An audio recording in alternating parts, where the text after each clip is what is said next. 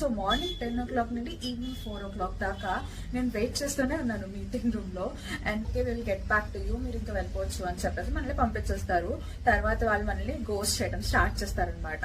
అసలు మనం మెసేజ్ చేస్తే రెస్పాండ్ చేయరు, అలాగే వాళ్ళు ఏమి మనకి కాల్ బ్యాక్ చేయరు. ఏమంటే ఒక వైట్ బోర్డ్ ఇస్తారు, మార్కర్స్ ఇస్తారు, ఓకే ప్రోగ్రామ్ రాసి చూపించు అని చెప్పేసి అడుగుతారనమాట. వాకింగ్ అటెండ్ అవుతున్నారు అనుకోండి, 2 chances ఉంటాయి.